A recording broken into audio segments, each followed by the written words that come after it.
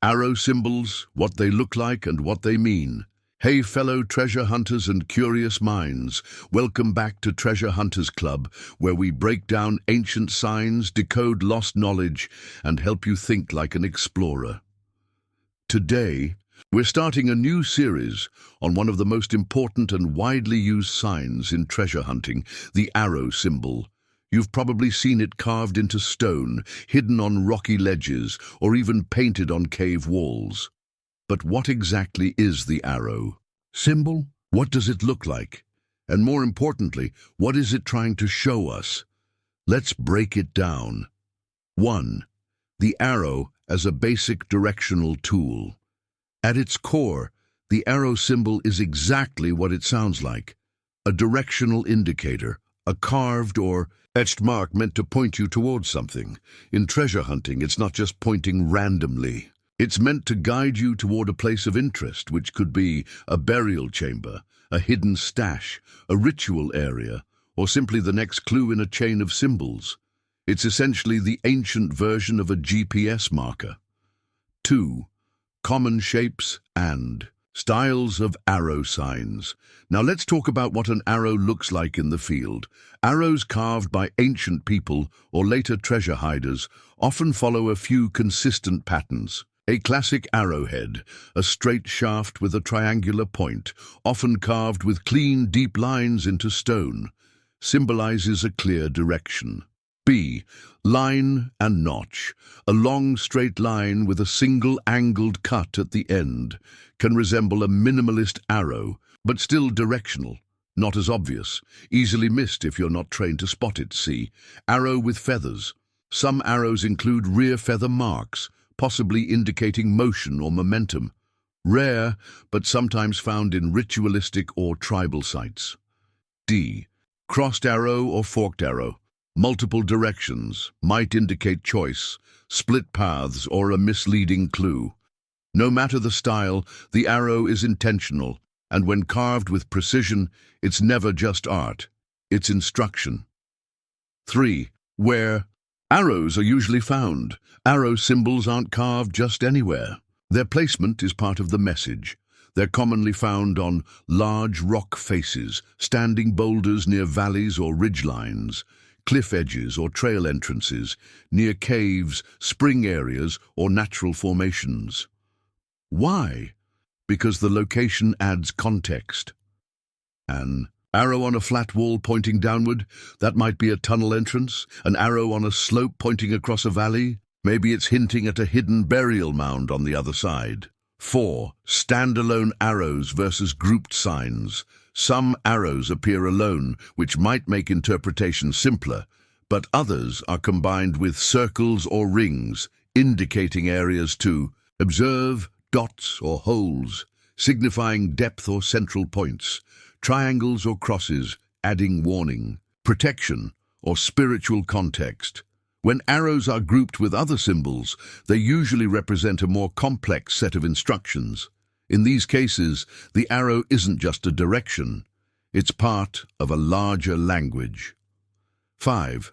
How arrows were made and what that tells us. Arrows weren't randomly scratched. They were carved using chisels, flint, or metal tools, with symmetry and purpose, often at a specific angle to reflect sunlight or shadow at certain times of day. The depth and precision of the carving gives clues to the age of the sign, the importance of the message, and whether it was part of a planned layout. Conclusion: why this symbol still matters. So what do we take away from all this? The arrow symbol is more than a mark. It's a guide, a signal, a map in a single line. It was used by those who came before us to leave a message for the future. And if you know how to read it, it can still lead you toward answers buried in time. In future episodes, we'll dive into where arrows lead, how to measure steps from them, and how they fit into full treasure sign systems. Arrow signs, directional meaning and hidden destinations. Hey fellow explorers, welcome back to Treasure Hunters Club, where ancient stone signs meet modern logic. Today, We continue our series on the arrow symbol, and this time we're focusing on what makes it truly powerful, its ability to guide you. You see, in treasure hunting, the arrow isn't just a shape, it's a command. It's saying, go this way, but go where and how far? Let's dig in. 1. Arrows as navigation tools. In treasure sign language, the arrow is probably the clearest and most direct instruction you can find. It often means, from this point, move in the direction I'm showing you. Sometimes, literally, take X steps this way. Think of it as an ancient road sign, but instead of pointing to a town, it's pointing to a hidden chamber, a buried container, another sign, or sometimes a trap. It's rarely the end of the journey, but almost always the beginning of one. 2. How far do you go? Short versus long navigation. One of the most common questions is, if I find an arrow, how far do I follow it? Great question, and the answer is, it depends. Short-range arrows. Some arrows point only a few steps ahead, as little as 2 to 5 paces. These are usually near smaller caches, ADAC, offering stones or shallow features. Long-range arrows, others, are designed as part of a larger directional sequence. The first arrow may guide you toward the next clue, not the treasure itself. You might have to follow a chain of 2 to 3 symbols, each pointing forward. In either case, the message is clear. Don't just look at the arrow, follow where it's pointing. 3. Understanding terrain matters. Here's where experience really kicks in. The direction of the arrow must be analyzed in context of the terrain. Why? Because nature changes and ancient clues were placed with the environment in mind.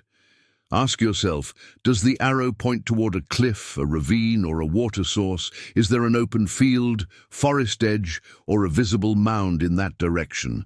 Could erosion, rockfall, or vegetation have hidden or shifted the original route? What you want to avoid is blindly following an arrow through impassable rock, unstable ground, or modern barriers.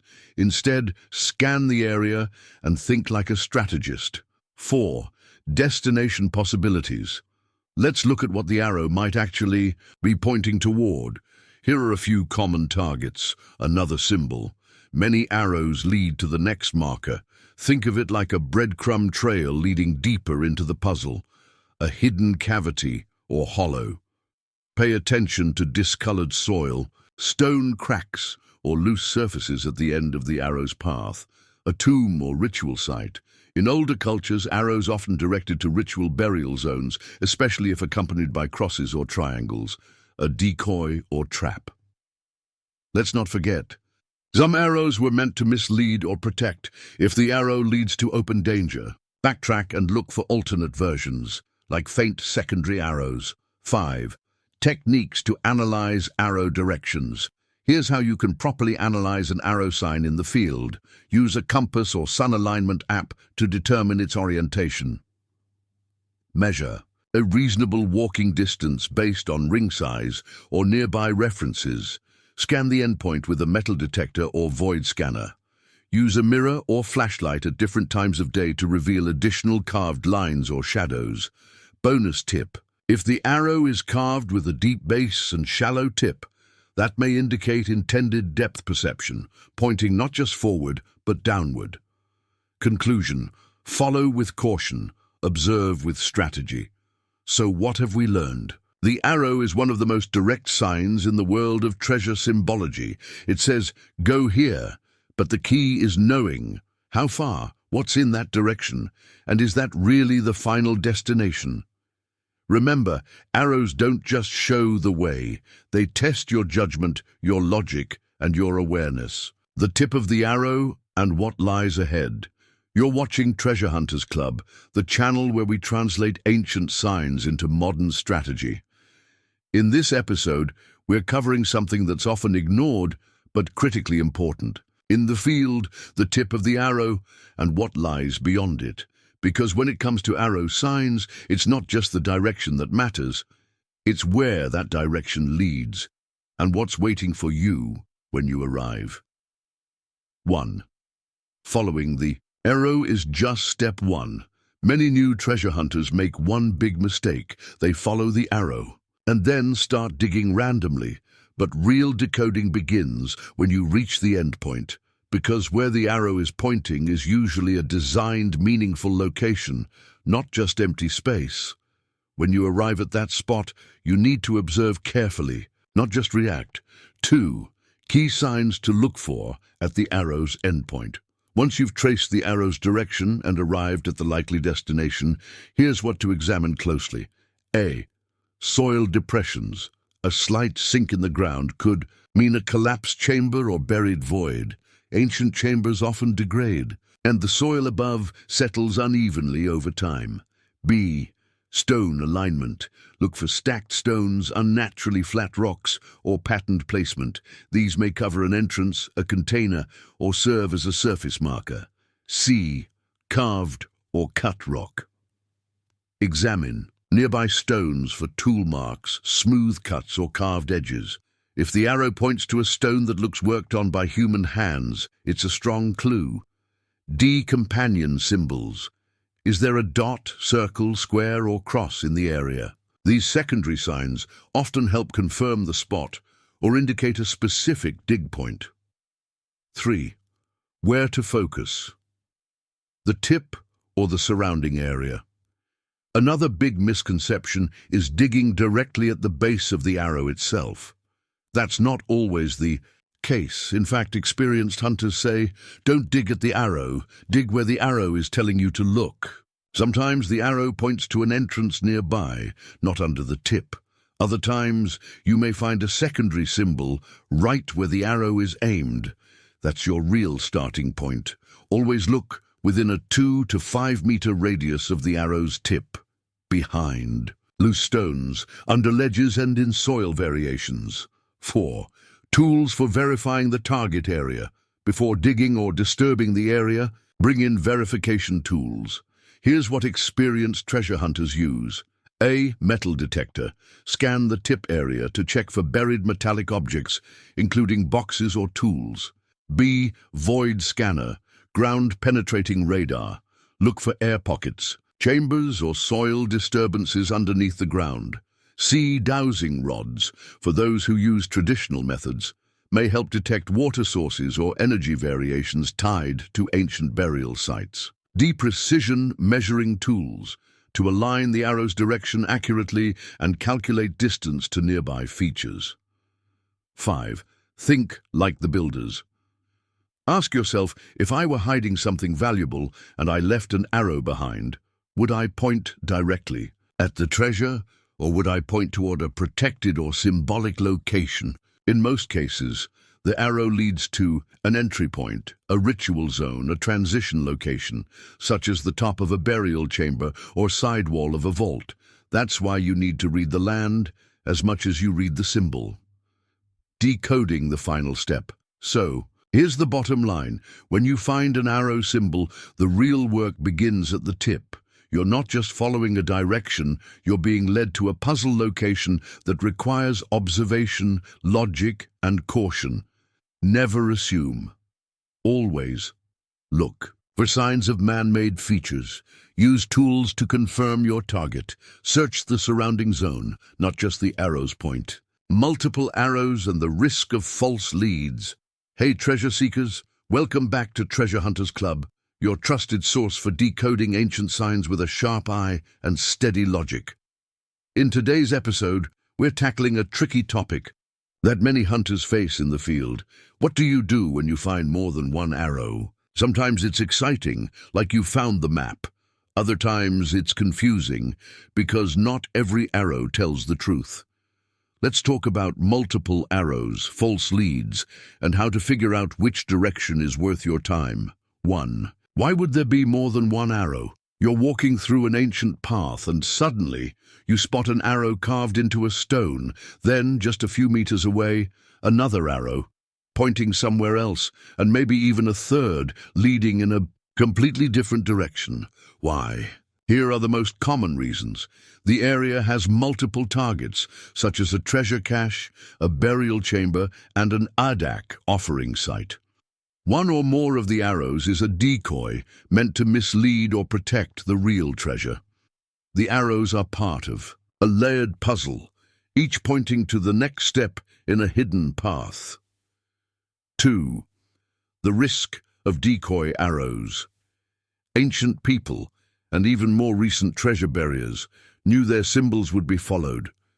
So sometimes they carved decoy arrows to waste a seeker's time, protect sacred ground, lead to a trap like a dead end or dangerous terrain, or divide the clues to confuse future generations.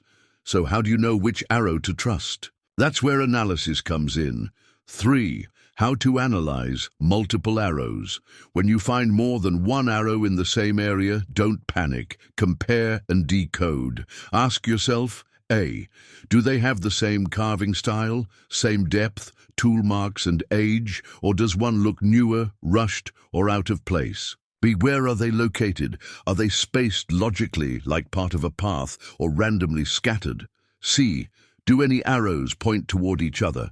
Sometimes one arrow points to another sign, which then points back. This is usually intentional. D. What's around them? A sacred site nearby?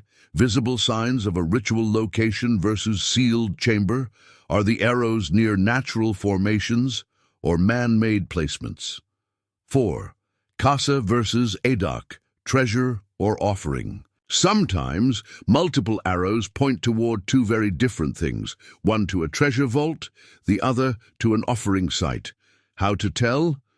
Look for cross or triangle symbols, more likely adak dot or square near the arrow, more likely casa or room, arrows leading uphill to a sacred spot, often ritual, arrows leading downward or toward hollow ground, usually treasure-related. Understanding the context is everything. 5. Use terrain, sunlight and shadow as verification tools. Now here's a trick most experienced hunters rely on. When in doubt, analyze the physical environment. Does one arrow line up with a natural path while the others point into obstacles? At certain times of day, does sunlight cast a revealing shadow? Do any arrows align with ancient travel routes, burial zones, or known settlement patterns? You're not just reading stone, you're reading the land. Sometimes the right arrow only makes sense when nature reveals it. Follow the right lead, not every lead. So here's the takeaway. Multiple arrows can mean multiple clues, multiple purposes or multiple traps. That's why you must compare all nearby arrows, evaluate the style, direction and purpose, use logic, tools and local terrain analysis, and always ask, which one fits the full picture? Thanks for watching Treasure Hunters Club, where we don't just chase signs, we interpret them like archaeologists with attitude. Terrain plus arrow, how the land reveals the truth. You're watching Treasure Hunters Club, where ancient marks meet modern understanding. In this final episode of our Arrow Sign series, we're talking about something absolutely crucial. The relationship between the arrow symbol and the terrain it's found in. Because no matter how perfect the arrow looks, if you're not reading the land around it, you're only seeing half the message. Let's dive in. 1. Where arrow signs are commonly found. First, let's talk about placement. Arrow symbols aren't found just anywhere. They're almost always carved in strategic, meaningful locations.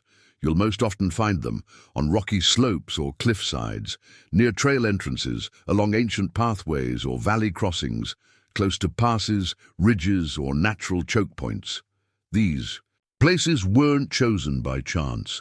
The people who left these signs knew the terrain, and they used it to conceal, protect, or enhance the message.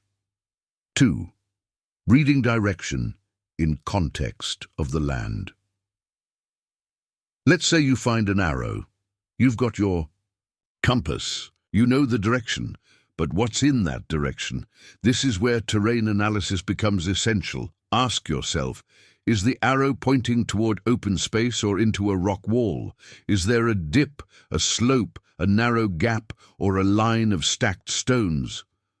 Could The arrow be indicating a subsurface cavity, like a tunnel or hidden chamber. And here's a rule of thumb. If the arrow points into a natural void, such as a hole, cave entrance, or depression, it's highly likely it's marking a tunnel, vault, or chamber. 3. Sharp, isolated arrows between stones. Now let's talk about one of the most telling signs, an arrow carved between tightly fitted stones or on a single flat rock with sharp, deliberate edges. This usually means it was carved with intention, not casually. It likely marks a starting point, a place from which to begin following other signs. It may also indicate a precise alignment with the sun, a nearby hill, or another symbolic marker.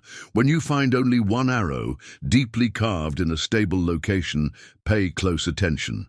That's often a primary instruction, not a decoy. 4. Using the landscape as a map. Here's a mindset shift. Don't. Think of the arrow as a clue. Think of the entire landscape as the map and the arrow as your compass needle. When interpreting the arrow with terrain, consider elevation. Arrows near higher ground often point down toward a chamber or hidden cache, sunlight and shadows. At certain times of day, shadows from cliffs or rocks may highlight hidden paths in the arrow's direction. Water, arrows pointing toward springs, streams, or water sources may indicate ritual sites or natural boundary markers. Wind, open space, arrows facing wind. Channels or open plains could be long-distance guidance tools. It's not just the symbol that speaks, the land answers back. 5. Terrain plus symbols. Intelligent decoding. The most successful treasure hunters are those who read both stone and soil. So remember, arrows give direction, but the destination is decoded through the terrain. Combine symbol orientation with landform logic. Add in secondary symbols like dots, rings or squares, and you're reading a language of layers. This is what makes treasure hunting not just physical work, but mental mastery. Conclusion: what the arrow sign really tells us. So here's what it all comes down to. The arrow symbol isn't just about where to go, it's about how to think when you're out there. Its true power comes when read in harmony with its environment, when combined with terrain shape, symbol depth and orientation, natural features, nearby marks. The arrow becomes a key on a map, not just a sign. Thank you for being part of this journey through arrow signs here on Treasure Hunters Club.